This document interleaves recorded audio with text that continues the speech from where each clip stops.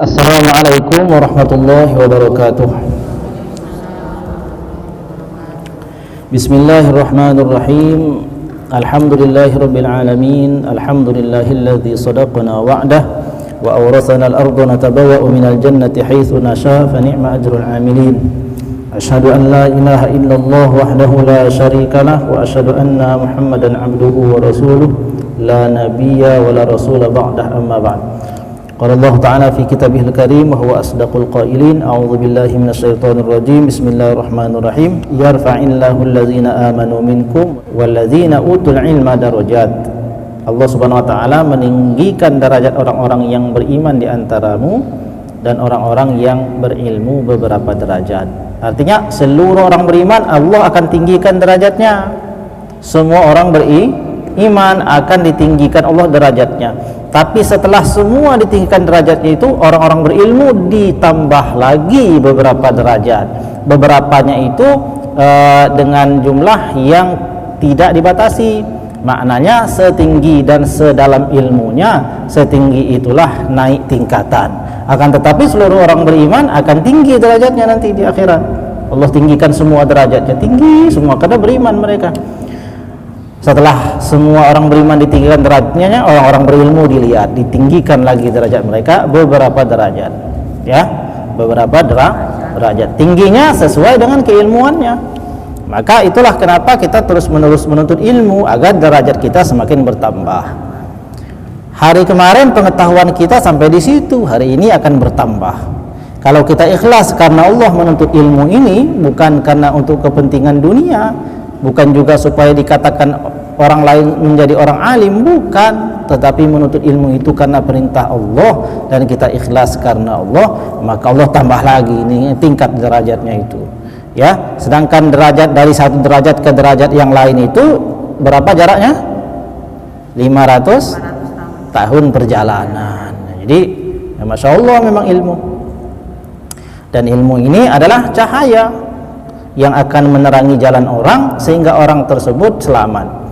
Orang yang tidak berilmu hidupnya penuh dengan kecelakaan, maknanya nabrak sana nabrak sini, seperti orang yang berjalan pada gelapnya malam tanpa baterai.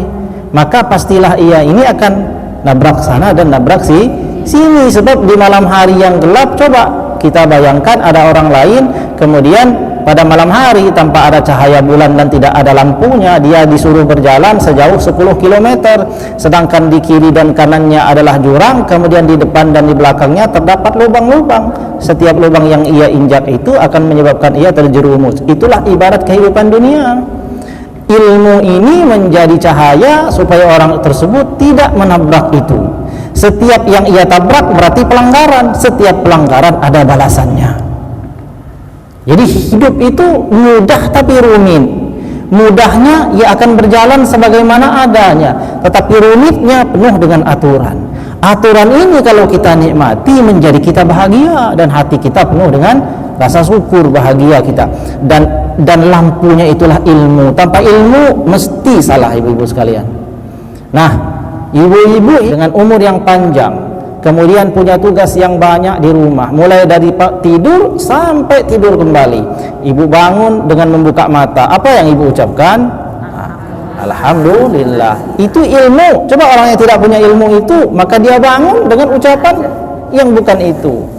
Setelah dia bangun, lalu kemudian dia menyiapkan makanannya. Tiap dia makanan yang akan dia masak adalah ayam. Lalu ayam ini ada darahnya. Bagaimana cara mencuci darah? Bagaimana mencuci ikan? Bagaimana mencuci terong? Mencuci terong berbeda dengan mencuci daging.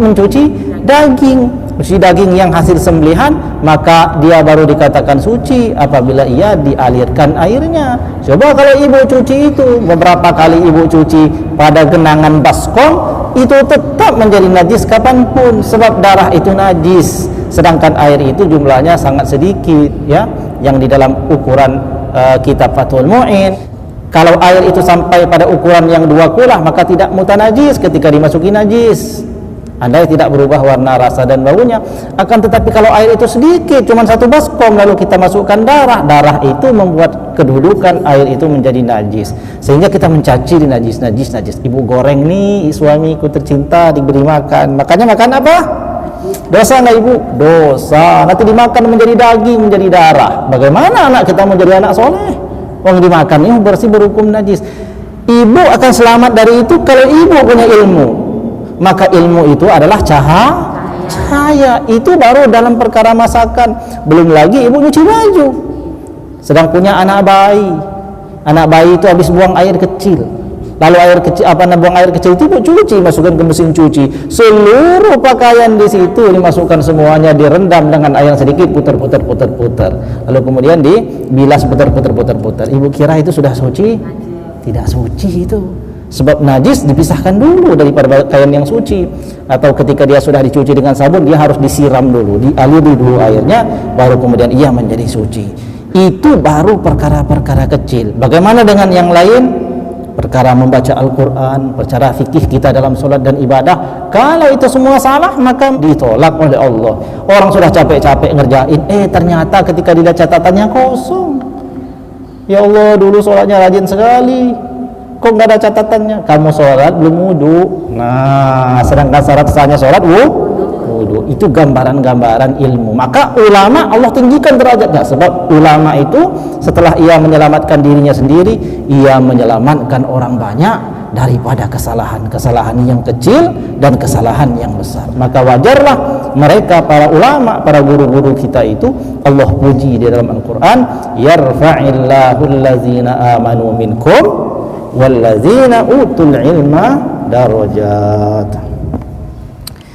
Maka hadir dalam majlis mulia, ya, mulia. Nabi SAW bersabda, man kharaja min baitihi, barang siapa yang keluar dari rumahnya, fi talabil ilmi, keluar rumahnya itu bukan untuk mengunjungi tetangganya, untuk ngumpat, untuk ngerumpi, bukan, tapi dia keluar rumah fi talabil ilmi, mencari ilmu. Di mana ilmu dicari? Ya di tempat majlis ilmu. Apa rukun majelis ilmu? Ada 3. Yang pertama, rukun ilmu yang disebut dengan ilmu dan majelis ilmu harus memenuhi 3. Yang pertama ada alimun, orang yang mengajar. Yang kedua muta'allimun, orang yang belajar. Kemudian yang ketiga kitabun, ada kitabnya. Kalau tidak ada salah satu dari 3 ini, maka tidak disebut sebagai majelis ilmu. Sebab tanpa panduan orang akan berkata apa saja seenaknya saja, semaunya saja. Kalau ada di sini kita 20 orang, berarti 20 orang, 20 pendapat. Kata ibu batal enggak? Batal. Kata ibu enggak. Kata ibu batal. Kata ibu enggak. Kata satunya batalnya dikit, yang satu batalnya banyak. 20 kepala, 20 pendapat. Yang mana yang betul? Jadi betul akhirnya. Tapi kalau kita punya panduan, kita hasil daripada istinbat para ulama muktabar yang menjadi mujtahid, yang menjadi panutan di dalam agama sejak masa yang lalu, maka pendapatnya menjadi seragam, ya, menjadi seragam. Dan kalaupun berbedanya tidak terlalu banyak, ya, sebab perbedaan antar ulama-ulama itu tidak pada masalah yang prinsip. Mereka hanya berbeda pendapat dalam masalah furu'iyah yang itu dimaklumi. Yang beda enggak apa-apa, sama-sama benar. Nah, demikian pengantar supaya kita tidak turun semangat kita menuntut ilmu meskipun jamnya jam tidur siang. Baik, kita lanjutkan. Kemarin sampai di mana, Bu, pelajarannya?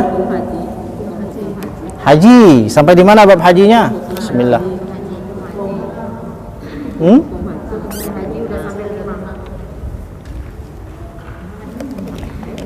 Hukum haji ada 5. Baik, sudah ya? Sudah siap ya? Sekarang kita bahas masalah haji. Bismillahirrahmanirrahim. Qala al-muallif rahimahullahu ta'ala, nafa'ana Allahu bihi wa bi'ulumihi fid dharain amin. Surutul istita'ati sittatun. Syarat daripada orang dikatakan mampu berhaji itu ada 6. Kita kan sedang membahas masalah haji. Sedangkan haji itu sudah kita ketahui bahwa hanya bagi yang mampu, ya kan? Berdasarkan ayat Al-Qur'an, a'udzubillahi minasyaitonirrajim, walillahi 'alan nasi hajjul baiti man istata'a ilaihi sabila. Ada kewajiban bagi seorang muslim itu kepada Allah, yakni bagi orang yang mampu untuk melaksanakan perjalanan, yakni berjalan menuju Baitullah yang ada di Mekah Al-Mukarramah untuk menjalankan ibadah haji. Man istata'a ilaihi sabila, atas orang yang mampu melakukan perjalanan. Nah, ukuran mampu itu apa, Bu? Ukuran mampu itu apa? Jangan ada orang yang tidak mampu pura-pura mampu. Tadi saya ngomong apa? Ada yang tidak mampu. Jangan ada orang yang tidak mampu pura-pura mampu, memaksakan diri. Sebaliknya, jangan ada orang yang mampu pura-pura tidak mampu. Nah, mampu dan tidak itu bukan kita yang tentukan. Ukurannya jelas. Siapa yang menentukan ukurannya? Allah Subhanahu wa ta'ala. Man istata'a ilaihi sabila. Lalu para ulama memikirkan batasan mampu dan tidak itu apa. Nah, dalam perkara sekarang ini itulah yang akan kita ketahui. Syurutul istita'ati sittatun. Syarat daripada dikatakan mampu itu ada 6. Yang pertama, orang yang mampu itu adalah wujuduz zadi wa au iyatihi wa nafaqatiz zahabi wal iyabi wa nafaqati man ya'uluhu maddata safarihi wa kaunu zalika kullihi fadilan an duyunihi wa an maskanin wa khadimin yahtaju ilaihi. Nah, yang pertama, orang itu dikatakan mampu apabila memiliki bekal yang cukup,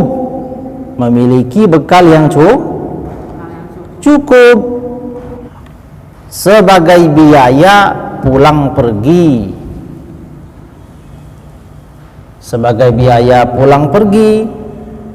Artinya dia memiliki bekal yang cukup sebagai bekalnya dan sebagai ongkosnya pulang pergi dari kampung halamannya ke tempat ibadah haji.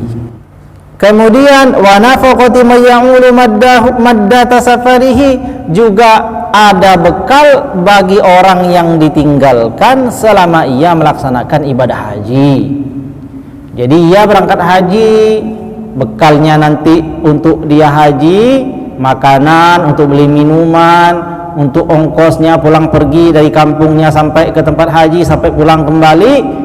Lalu kemudian ada biaya yang ia tinggalkan untuk keluarga yang ditinggalkan, itu cukup untuk bekal mereka selama orang tersebut melaksanakan ibadah haji. Jadi nggak boleh orang itu, oh cukup nih ibadah haji, saya pergi haji aja, keluarganya yang ada di rumah nggak cukup sangunya. Jadi ibadah haji itu dikatakan mampu apabila mampu dirinya berangkat, ya, kemudian ada bekalnya, ada juga bekal daripada keluarga yang ditinggalkan selama ia melaksanakan ibadah haji. Wa kaunu dzalika kullihi fadilan an duyunihi, dan bekal-bekalnya itu mencukupi setelah ia menyelesaikan semua hutang-hutangnya. Jadi gini ibu-ibu, kita masih punya hutang, terus kita juga punya harta.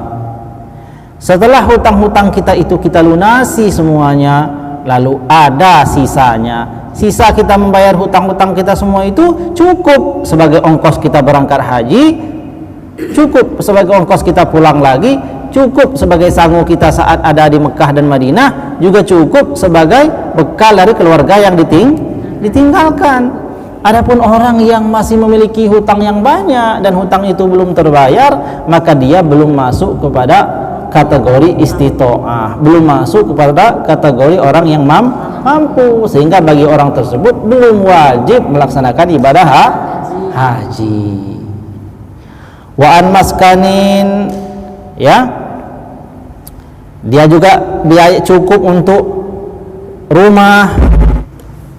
Jadi harta-hartanya itu tadi cukup ibu sekalian setelah ia melunaskan hutang-hutangnya dan setelah dia ini selesai membangun rumahnya. Ya, orang yang belum punya rumah sementara ia punya keluarga, dia belum wajib melaksanakan ibadah haji karena dia harus dulu memastikan keluarganya dalam keadaan aman, ada tempat tinggalnya, juga ada bekalnya. Wa khadimin yahtaju ilaihi, dan hartanya itu pun mencukupi kepada pelayannya, ya, jika ia membutuhkan pelayan pada saat melaksanakan ibadah haji. Jadi orang itu ketika berangkat haji umpama usianya sudah sepuh, ya, dia nggak bisa mengerjakan pekerjaannya sendiri, di sana dia harus membayar orang untuk mengurus ini dan itu, maka semua itu harus tercukupi baru kemudian ia wajib melaksanakan ibadah haji. Nah, ini syarat yang pertama. Jika syarat pertama ini sudah ada pada kita, maka sudah ada satu syarat yang terpenuhi dari sisi kewajiban melaksanakan ibadah haji. Tapi kalau ada salah satu saja daripada jenis-jenis yang tadi disebutkan itu, maka berarti belum wajib menunaikan ibadah haji. Artinya orang tersebut belum masuk ke dalam orang yang memenuhi syarat, yakni istita'ah. Itu yang pertama. Paham ibu-ibu ya? Paham. Yang kedua, syarat daripada orang dikatakan mampu itu adalah amnut thoriq, aman jalan, aman di jalan, perjalanannya aman. Jadi jalan yang akan ditempuh aman. Sebab ibu sekalian, dulu orang menunaikan ibadah haji itu kan enggak seperti sekarang. Kalau dulu itu orang naik unta, ada yang kapal laut, dan bekalnya itu ibu sekalian itu dibawa. Ya, kalau dia bawa uang umpamanya, uangnya 1 karung, ya karungnya dipanggul, isinya uang. Maka jalan yang tidak aman menyebabkan orang tidak wajib haji. Kalau dia sedang nyampe di perjalanan, pertengahan perjalanan nggak tahu-taunya dirampok, ya kan? Habis semua bekalnya. Karena bekalnya orang dulu itu dibawa semua, belum ada dulu ATM, belum ada kan, belum ada kartu kredit, belum ada transfer melalui bank dan lain sebagainya. Kalau sekarang orang itu jarang orang berani bawa uang cash yang banyak kan, orang bawa ATM, ya, bawa ATM dan lain sebagainya. Nggak banyak kalau orang itu bawa uang cash, ya nggak lebih lah daripada 10 juta, 20 juta, sedangkan itu belum cukup sebagai bekal, sebagai ongkosnya di situ, semua dari situ nggak cukup. Nah, maka orang-orang dulu memang keamanan daripada perjalanan ini harus perkara yang aman. Nah, sekarang pun begitu. Meskipun sekarang ini kalau naik haji itu naik pesawat, maka harus aman di jalan. Maksudnya apa? Aman di perjalanan itu, aman ketika ada di perjalanan, tidak sedang berperang, tidak ada peperangan pada jalur yang dilewati pesawat, itu yang baru kemudian dikatakan aman. Tapi kalau kita ini umpamanya berangkat dari Indonesia kemudian ke Mekah, jarak di antara Mekah dan Indonesia ini sedang terjadi peperangan. Peperangan ini menggunakan alat-alat canggih, menggunakan roket, ya, menggunakan rudal dan lain sebagainya. Dan roket-roket atau rudal itu ibu-ibu sekalian, itu akan mengenai setiap pesawat yang lewat umpamanya. Jadi bisa jadi pesawatnya orang yang berangkat haji itu akan terancam keselamatannya karena sedang terjadi peperangan di wilayah akan dilewati. Maka pada saat itu haji tidak wajib. Nah, akan tetapi kalau aman jalannya, maka sudah lengkaplah 2 syarat dikatakan mampu. Paham ya? Yang kedua apa? Perjalanan aman. Nah, yang kedua apa? Perjalanan aman. Perjalanan aman. Yang ketiga, wujudul ma'i wazadi fil mawadhi'il mu'tadati fit tariqi bisamanin mislihi. Adanya air yang cukup dan bekal yang cukup yang ada pada tempat yang biasanya ditempati oleh orang yang melaksanakan ibadah haji. Bisamanin mislihi, dengan harga yang standar. Makna harga standar itu harganya pada saat ini masih tidak terlalu jauh bedanya dengan harganya pada saat dulu, ya. Nah, ini kaitannya dengan kecukupan daripada biaya. Nah, kita sekarang udah punya uang umpamanya, punya bekal, ada kendaraan, tapi di tempat kita mau berangkat haji itu nggak ada makanan atau nggak ada air. Kita udah bawa uang banyak-banyak, cukup Pak uangnya ini 3 kali lipat cukup untuk ibadah haji. Tapi ternyata di tempat kita melaksanakan ibadah haji, contohnya di tempat-tempat tertentu, di Mekah, di Madinah, di Arafah, nggak ada airnya. Yang air tersebut sangat dibutuhkan oleh jamaah haji untuk keperluan hidupnya, baik itu mandi atau minum. Maka pada saat itu tidak wajib melaksanakan ibadah haji. Paham maksudnya ya?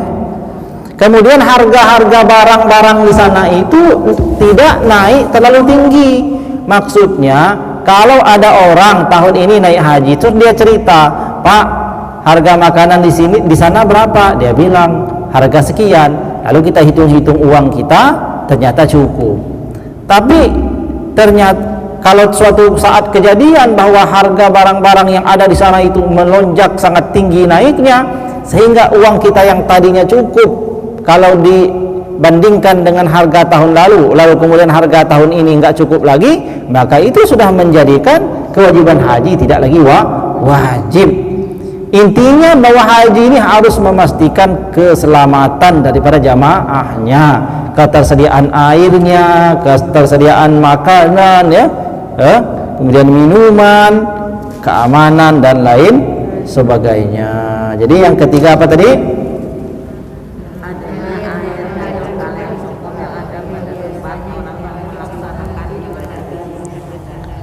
Dengan harga yang standar. Nah, dipahami ya, harga yang standar itu maksudnya kita cukup uang kita itu. Cukup. Kemudian keempat, ayasbita 'alal markubi bila darurin syadidin. Bisa dipastikan atas kendaraan yang akan digunakan itu tidak akan menjadikan celaka. Bu, ibu naik haji, mau ada biaya? Ada, tapi kita punya pesawat Bu, pesawat kita ini bannya suka lepasan Bu. Kalau mendarat biasanya suka nggak mau keluar bannya, kadang-kadang keluar bannya untuk landing mendarat, kadang-kadang enggak. Ini gimana Bu, ibu tetap mau berangkat apa enggak? Nah, pada saat itu tidak wajib untuk melaksanakan ibadah haji. Jadi ibadah haji itu Allah menghendaki hajinya itu betul-betul aman daripada kerusakan, aman di perjalanan dan bisa kembali lagi, ya. Ayasbita 'alal markub bila dururin sadidin. Bisa dipastikan atas kendaraan yang akan dibawa itu tidak mengalami kerusakan parah.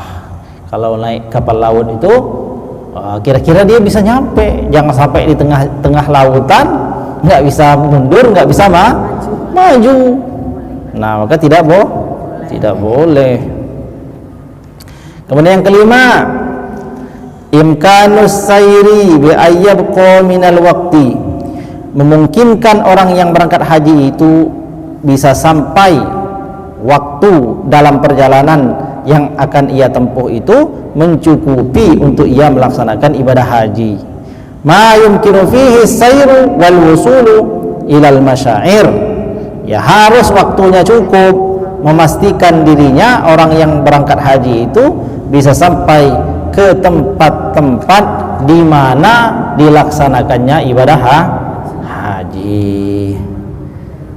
Waktunya cukup Bu.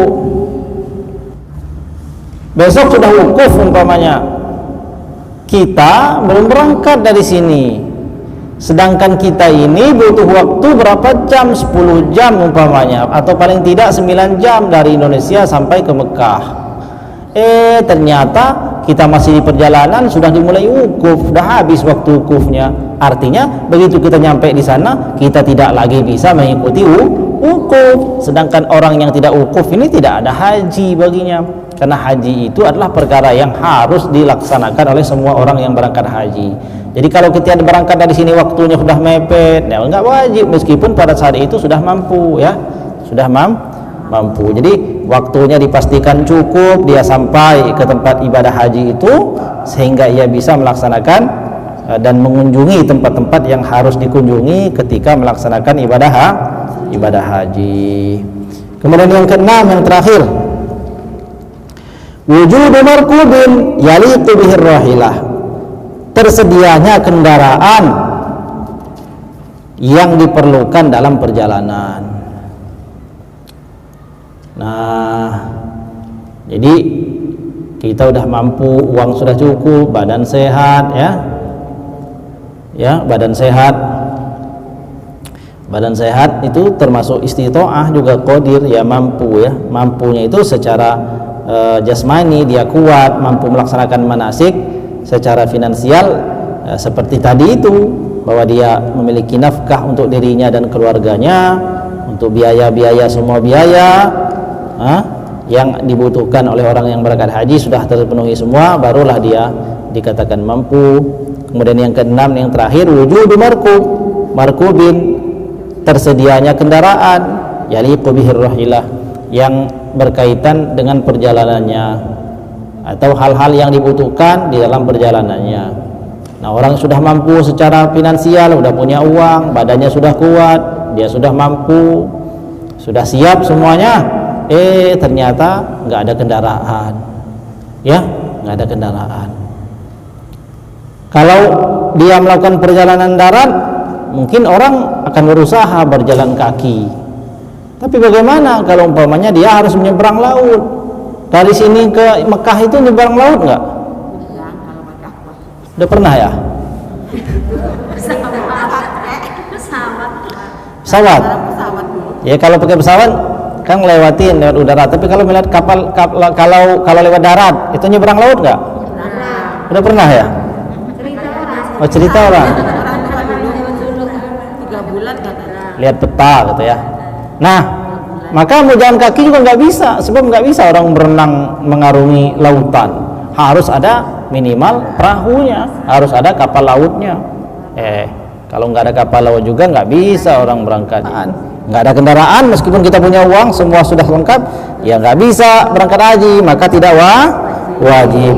Yang keenam itu, sekarang tambahannya, kalau yang berangkat itu wanita, ada syarat tambahan.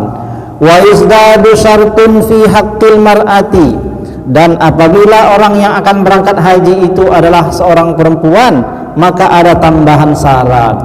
Apa tambahan syaratnya? Wa huwa wujudus syarik, dia memiliki teman berangkat. Siapa teman berangkatnya itu? Min zaujin, yakni suaminya, au mahramin, atau mahramnya, bisa pamannya, bisa anak kandungnya, ya, bisa saudara-saudara seayah, bisa saudara-saudara seibu, itu semuanya harus ada itu. Au niswatin siqotin, atau kalau nggak ada suami juga nggak ada mahram, nggak apa-apa dia berangkat haji, tapi harus ada niswatin siqotin, yang menemaninya itu harus ada beberapa wanita yang siqoh, artinya yang terpercaya. Jadi boleh ibu-ibu sekalian nggak ada mahram terus berangkat haji, sebab haji itu sekarang kan nggak berangkat sendiri kan, atau dengan laki-laki, nggak berangkat cuman berdua kan, tapi berangkatnya rame-rame. Nah, kalau berangkatnya rame-rame, ada beberapa wanita yang siqoh itu bisa dipercaya bahwa dia orang baik, menjaga gitu ya, saling membantu, saling amanah, saling melindungi, maka diperbolehkan meskipun tidak ada mahram. Itu syarat tambahan bagi wanita. Tapi kalau nggak ada semuanya, nggak ada mahramnya, nggak ada suami atau nggak ada mahram yang lain, seperti adik, anak kandung, ya, saudara laki-laki, kemudian anak daripada saudara laki-laki, anak daripada saudara perempuan, semua yang disebut mahram itu tadi nggak ada juga sama sekali, dan juga nggak ada perempuan yang siqo. Artinya kalau dia berangkat haji dia perempuan sendirian, yang lain laki-laki semua, yang dia perempuan sendirian, maka tidak boleh.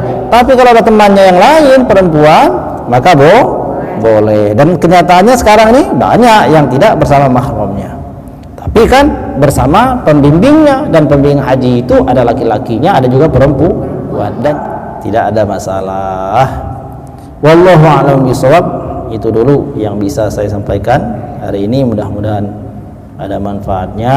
Semoga Allah Subhanahu wa taala menguatkan iman, juga menguatkan ingatan, serta menjadikan ilmu yang sudah kita pelajari ini sebagai ilmu yang berkah. Amin ya rabbal alamin. Wallahu a'lam bishawab. Wallahul muwaffiq ila aqwamit thoriq. Wassalamualaikum warahmatullahi wabarakatuh. Ya, silakan kalau ada yang ingin didiskusikan.